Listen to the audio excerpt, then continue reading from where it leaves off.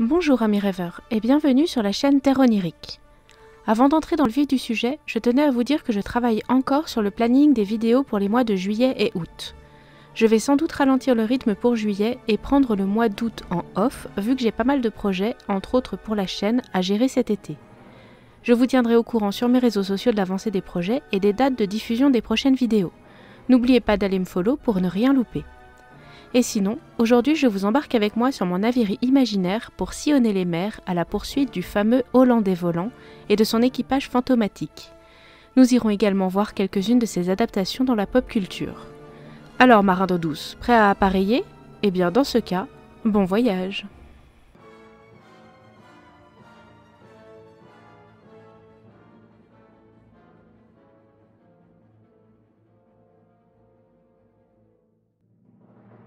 Dans le milieu maritime, il existe de très nombreuses légendes que les marins se partagent de port en port depuis l'invention même des voyages en bateau. Parmi ces légendes, on retrouve une catégorie bien particulière, celle des bateaux fantômes conduits par un équipage maudit qui serait un bien sombre présage pour quiconque croiserait leur route. Le Hollandais volant est sans doute le vaisseau fantôme le plus connu à ce jour. Dans les années 2000, les studios Disney ont repopularisé cette légende marine, mais je vous propose d'aller voir un peu ses origines et ses diverses variantes. Je suis désolée par avance, mais il va y avoir beaucoup de dates dans cette vidéo. Je vous mets comme toujours les petits repères en bas à gauche. Je vais essayer aussi au montage de vous mettre le plus possible de médias pour illustrer mes propos, excusez-moi par avance s'il y en a peu. Donc, comme énormément de légendes et folklores locaux, il est assez difficile de retrouver l'origine exacte d'une histoire ainsi que sa toute première version. Cependant, il semblerait que pour le Hollandais volant, la légende remonterait au XVIIe siècle. Il faut également savoir qu'il existe de très nombreuses légendes du Hollandais volant avec de très nombreuses variantes. Deux éléments restent pourtant constants dans toutes les versions. Le navire est toujours de nationalité hollandaise et les événements se déroulent toujours du côté du Cap de Bonne-Espérance en Afrique du Sud. En 1678, un certain Bernard Fock, qui était un capitaine hollandais employé par la Compagnie néerlandaise des Indes orientales, était connu pour effectuer les trajets reliant l'Europe et l'Asie à une vitesse surprenante pour l'époque. Là où les autres navires mettaient à peu près 8 mois pour effectuer la traversée, le bateau de Fock ne prenait alors que 3 mois et 4 jours pour aller de l'île de Java jusqu'aux Provinces-Unies.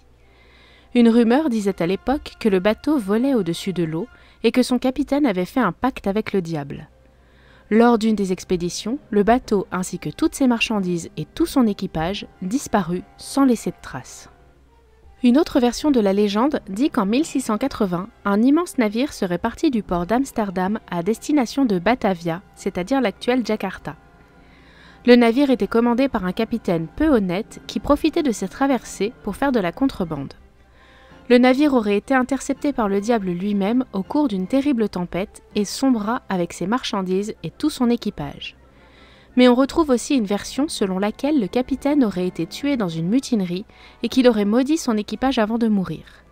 Peu de temps après cet incident, la peste aurait commencé à se propager sur le navire et aucun port ne voulait le laisser accoster par peur de la contagion. C'est là qu'il aurait commencé son errance sans fin sur les mers. C'est en 1790 qu'un Écossais, qui s'appelle John MacDonald, fait le tout premier récit de la légende. Voici ce qu'il écrit. La tempête était si forte que les marins dirent avoir vu le Hollandais volant. L'histoire la plus répandue raconte qu'un navire hollandais, qui arrivait un jour au Cap de Bonne-Espérance lors d'une violente tempête, voulut rentrer au port, mais il ne trouva aucun pilote pour l'aider à accoster, ce qui provoqua le naufrage du bateau. Depuis ce jour, en cas de mauvais temps, on peut apercevoir ce navire funeste à l'horizon.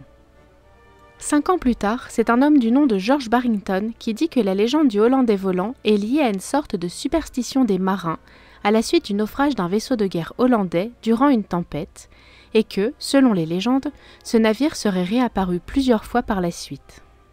Bien que la légende se propage de port en port, il faut attendre 1821 pour en trouver une première trace écrite dans un journal britannique. Comme beaucoup de légendes avant elle, la tradition orale prédomine jusqu'à ce qu'on la pose enfin sur le papier. C'est comme ça qu'on a perdu beaucoup de vieilles légendes, ou pourquoi aussi beaucoup de légendes se ressemblent mais ont quelques détails qui diffèrent selon les régions. On retrouve ce schéma aussi dans le milieu des contes, puisqu'ils étaient eux aussi transmis par tradition orale, avant que quelques colporteurs ne commencent à les collecter pour les mettre à l'écrit. Parmi eux, je pourrais vous citer l'exemple le plus connu des frères Grimm en Allemagne. Mais on commence à s'éloigner un tout petit peu du sujet. Revenons donc dans les embruns à la poursuite du Hollandais volant. En 1832, une traduction en français est faite du récit anglais. Voici ce qu'il y est écrit. Un navire hollandais est pris dans une violente tempête alors qu'il tente de franchir le cap de Bonne-Espérance. L'équipage supplie alors son capitaine de chercher un abri, mais celui-ci, étant déjà fortement enivré, refuse et s'enferme dans sa cabine pour continuer de boire. La tempête s'aggravant encore, le capitaine défie le ciel de couler le navire. L'équipage n'en pouvant plus, décide de se mutiner pour prendre le contrôle du navire. Dans un éclat de rire diabolique, le capitaine tue alors le chef des rebelles et le passe par-dessus bord. Au moment même où le corps touche l'eau, une forme blanche apparaît au milieu du pont. Le capitaine injurie alors l'apparition avant de braquer son arme sur elle et de lui tirer dessus. Le coup ne part cependant pas et l'arme lui explose dans les mains. Une voix s'élève alors. « Puisqu'il te plaît tant de tourmenter les marins, tu les tourmenteras pour l'éternité, car tu seras désormais le mauvais esprit de la mer. Ton navire apportera l'infortune à tous ceux qui le verront. » La malédiction du Hollandais volant commença ainsi. Plusieurs récits disent que le célèbre capitaine du Hollandais volant s'appelait Willem van der Decken. En 1839, un ancien marin du nom de Frédéric Maria publie un roman intitulé The Phantom Ship. Le héros de son roman s'appelle Philip van der Decken et serait le fils du célèbre capitaine maudit. Il embarque en tant qu'officier à bord du Ter Schilling et lorsque le navire approche du cap de Bonne-Espérance, il fait une sinistre rencontre. Voici ce qu'il écrit. À environ 3 miles de distance, au centre de cette lueur qui s'étendait à environ 15 degrés au-dessus de l'horizon, se trouvait un grand navire qui semblait lutter contre un violent ouragan, bien que le temps soit calme et plat. Le vaisseau plongeait et s'élevait sur une eau parfaitement tranquille. Tantôt il disparaissait sous les flots, tantôt il remontait à la surface. Ce bâtiment semblait poussé par la force du vent vers le Ter Schilling. À chaque instant, on le distinguait mieux. Enfin, on le vit virer de bord et pendant cette manœuvre, il était si près de nous qu'on aurait pu compter chaque homme sur le pont. Mais à ce moment-là, une obscurité soudaine et profonde l'enveloppa et on ne le revit plus. À cette époque-là, la rumeur du bateau maudit se répandait dans les ports et le roman de Maria lui donna un tel essor que le Hollandais volant et les navires fantômes en général devinrent l'un des thèmes classiques de la littérature maritime. En 1843, Richard Wagner s'inspirera de cette légende pour créer son opéra « Le vaisseau fantôme ». Dans sa version, il a mis en place le fait que le pirate maudit est autorisé à retourner sur la terre ferme tous les 7 ans et que, s'il trouve une femme capable de se sacrifier pour lui, il peut retrouver une certaine forme de salut.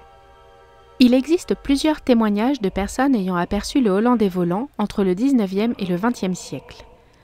L'un des témoignages date de 1835 et provient des membres de l'équipage d'un navire britannique qui déclarent qu'un jour de tempête, ils ont vu un navire s'approcher du leur jusqu'à quasiment le toucher avant de disparaître d'un coup. En 1881, c'est au tour de l'équipage d'un bateau de la Royal Navy, parmi lequel figure le futur roi George V d'Angleterre. L'équipage témoigne de la présence du vaisseau fantôme dans les eaux australiennes. En 1939, ce sont 12 baigneurs qui auraient vu le vaisseau fantôme au large de la côte sud de l'Afrique du Sud, vers le cap de Bonne-Espérance donc. Et en 1942, pendant la Seconde Guerre mondiale, le navire fantôme aurait été vu au large de Cape Town. Il est intéressant de noter que depuis ce dernier témoignage, plus aucune apparition du Hollandais volant n'a été rapportée. Comme pour beaucoup d'événements dits paranormaux, avec les moyens mis à notre disposition aujourd'hui, il est plus facile de pouvoir détecter les fakes, tout comme il est plus facile d'en créer aussi. Bien que pour certains l'attrait des anciennes légendes de fantômes soit toujours aussi passionnant, les croyances et la démystification des anciennes légendes marquent notre époque. Aujourd'hui, le scepticisme prédomine par rapport aux superstitions. Nous n'aurons jamais la preuve de l'existence réelle ou non d'un navire fantôme. Et même si on l'avait, comme pour énormément d'autres choses, on pourrait facilement crier au fake, à une manipulation des médias ou autre complot mondial. Personnellement, je pense que garder une part de son esprit critique et surtout d'un soupçon de rêve et d'imagination dans sa vie ne peut qu'être bénéfique. Mais ceci n'engage que moi. D'ailleurs, dites-moi dans les commentaires si vous souhaitez que je vous parle d'autres légendes maritimes et d'autres vaisseaux fantômes. Vous pouvez bien entendu me faire d'autres propositions de sujets, j'étudierai vos propositions avec soin. Voilà pour la partie histoire et origine du Hollandais volant. Je vous propose maintenant d'aller voir ce qu'il se passe du côté de la pop culture.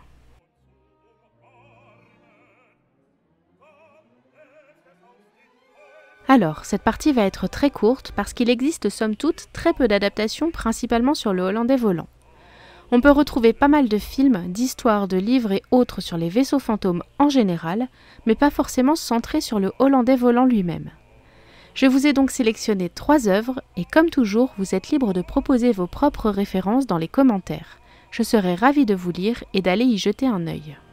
Et vous devez vous en douter depuis le début de la vidéo, comme première référence, je vais bien entendu vous parler de Pirates des Caraïbes des studios Disney et principalement du deuxième film sorti en 2006 où on voit pour la première fois le Hollandais volant.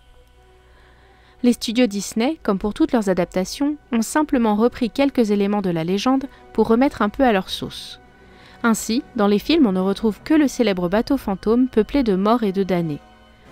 Le Hollandais volant a été créé par la déesse Calypso et offert au pirate David Jones, qui en contrepartie a reçu pour mission de conduire pendant 10 ans au bout du monde les âmes des marins morts en mer en échange de l'immortalité. Mais au bout des 10 ans, Calypso n'est pas venu à son rendez-vous avec David Jones. Celui-ci a alors refusé de poursuivre sa mission et il s'est arraché le cœur pour mettre fin à ses tourments. Il a ensuite mis son cœur dans un coffre qu'il a enterré sur l'île des 4 Vents. Suite à ça, une malédiction s'est abattue sur lui et son équipage, les transformant en créatures marines. Dans le film, on voit aussi que le navire est également capable de plonger sous l'eau et qu'il ne peut pas survivre sans son capitaine. C'est pourquoi, quand David Jones meurt, c'est William Turner, qui avait reçu une blessure mortelle pendant le combat, qui va reprendre la place du capitaine du Hollandais volant, afin que celui-ci et son équipage continuent de sillonner les mers et que, optionnellement, il puisse continuer de voir sa femme de temps en temps. Mes 2 autres références seront un peu plus courtes. Dans le manga et l'anime One Piece, et plus précisément dans le chapitre 606 et dans les épisodes 525 et 526, Luffy et son équipage doivent affronter le Hollandais volant à plusieurs milliers de mètres au fond de l'océan. Et pour finir, en 1959 est publiée une aventure de Picsou intitulée « Le trésor du Hollandais volant ». Dans cette histoire, Picsou découvre dans des archives que le célèbre navire était chargé de lingots d'or. Il part donc à sa recherche avec Donald et ses neveux. Et voilà, on en a fini pour aujourd'hui avec l'histoire et les références dans la pop culture du Hollandais volant. J'espère que cette vidéo vous aura plu et si c'est le cas, sachez qu'un pouce bleu est à chaque fois grandement apprécié. Je vous attends dans les commentaires si vous voulez papoter ou approfondir le sujet. N'oubliez pas de vous abonner et de partager la vidéo si mon contenu vous plaît, c'est totalement gratuit pour vous et pour moi ça m'offre un peu plus de visibilité si difficile à acquérir. Si le cœur vous en dit, venez me faire un coucou sur mes réseaux sociaux, les liens sont en barre d'infos. Et en attendant, je vous dis à bientôt pour un nouveau voyage sur les terres oniriques.